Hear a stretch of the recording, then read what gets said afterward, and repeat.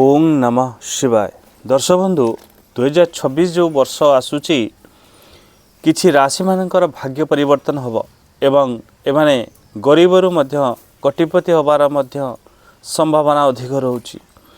कौन कौन राशि रहिबो कंप्लीट वीडियो को प्रथम शेष पर्यंत देखिए एवं वीडियो मझे शेष रे जदि आपन को वीडियो भल लगे कमेंट रे मध्य हर हर महादेव लिखिबा पई भूलिबे नाही।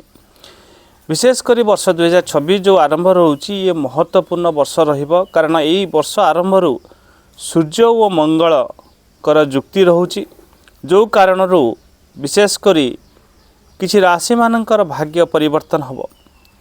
14 जनवरी सूर्य मकर राशि रे प्रवेश करिवे।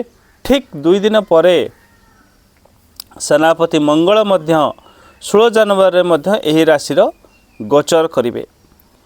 तेणु ज्योतिष शास्त्र अनुसार सूर्य और मंगलकर मित्रता हवा कारण ये गोचर अत्यंत शुभ रहिबो।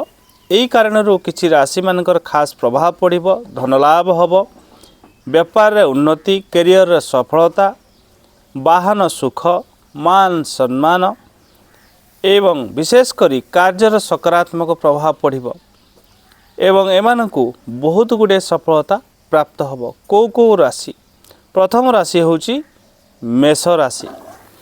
मेष राशि व्यक्तिगत पई एई युक्ति शुभ रहिबो। आपणकर कार्यस्थल रे सीनियरंकर भल पाइबा आपनको मिलिबो।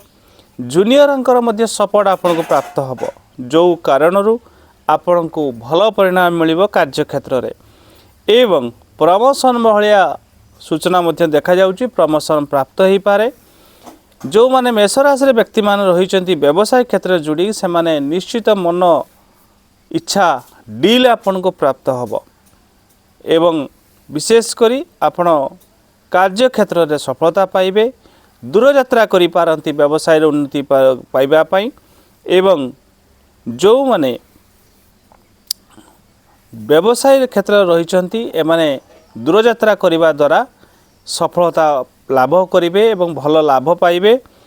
नुआ चाकरी मध्य प्राप्त हो पारे। जो माने जदि चाकरी पाई इंटरव्यू देइथिले बा कोनोसी चेष्टा करूथिले चाकरी पाई निश्चित फल फल आपनको मिलिबो एवं आपणको कार्य रे मध्य प्रगति आसीबो। आपण चाकरी होंतु बा व्यवसाय क्षेत्र जो क्षेत्र रहिसंती आपनको निश्चित प्रगति उन्नति आनिबा पई दबो।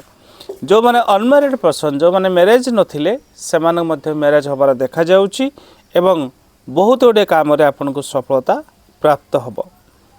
तुला राशि व्यक्ति मान पई ये सकारात्मक परिणाम नहीं कर आसीबो। वर्ष आरंभ विशेष करी आपनकर संपर्क बेहतर रहइबो, बहुत भल रहइबो। संपर्क जो लव लाइफ रे हो पारिवारिक हो निश्चित आपण पई बहुत भल रहइबो। आत्मीय स्वजनकर संपर्क निबिड़ता हम। पूर्वर जदि कौनसी झगड़ा बा अशांति चलुला ताहा मध्य दूर हम एवं समस्त को लेकिन आपन चलिए एवं मन आपण प्रसन्न रहिबो। जदि आपण बेरोजगार अछंती रोजगार करूना ताहले निश्चित आपन को रोजगार प्राप्ति हम। चाकरी मध्य मिल पारे एवं विशेषकर जो देखिबा घर परिवार प्रिय सदस्य आपण हेबे एवं घर को सांग साथी बंधु वर्ग कुणिया लोक आसबे। खुशीर माहौल रहिबो। जो माने चाकरी करूछंती नुआ नुआ स्रोत आपण पाखक आसीबो। विभिन्न सोर्स टंका आसीबो। अविवाहित लोक मानकर विवाह मध्य स्थिर होई पारे एवं विशेष करी डर जो मन भीतर थिला से डर मध्य आपणकर दूर हबो। शत्रु उपरे आपण विजय लाभ करिवे एवं विभिन्न सोर्स रु धन आपण पाखक आसीबो। मकर राशि व्यक्ति जो माने रहिचंती एमान पई विशेषकर सरकार क्षेत्र बा चाकरी क्षेत्र जो माने रहिचंती गवर्नमेंट सेक्टर जो माने रहिचंती एमान पई बहुत भल रहिबो। जो माने चाकरी क्षेत्र अछंती से गवर्नमेंट हो प्राइवेट हो सेमान पई मध्य बहुत भल रहिबो। विशेषकर सीनियर और जूनियर का सपोर्ट आपन को प्राप्त होबो जो द्वारा कि आपण चाकरी क्षेत्र भल करिवे एवं लंबा रास्ता बा दूर यात्रा करिवे। आपण बुलिबा पई हो चाकरी पई हो बा व्यवसाय पई हो दूर यात्रा जग रहउची। कारोबार रे मध्य उन्नति आसीबो एवं कोनोसी डील आपण को प्राप्त होई पारे। निवेश आपण करिवे एवं टेंशन टिके मुक्ति पाइबार देखा जाउछि। लाभ मध्य भल हब। नुआ वाहन किनि पारंती।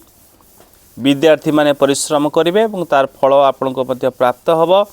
कारोबार मध्य उन्नति प्रगति देखा जाउछि। विवाह योग मध्य भी रहउछि। जदि अनमैरिड पर्सन निश्चित मैरिड आपण करेंगे।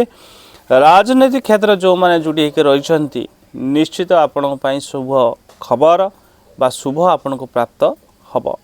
विशेषकर तीनोटी राशि रे व्यक्ति मानक पई 2026 लकी साब्यस्त हब। भाग्यशाली वर्ष रहिबो एवं एमान को सब क्षेत्र में प्रायतः सफलता मिलिबो। कौन आप उपाय करने दरकार जो द्वारा कि आहुरी भगवान कृपा प्राप्त हब एवं सूर्यंकर ग्रहंकर एवं मंगल ग्रहंकर कृपा आपन को प्राप्त हब।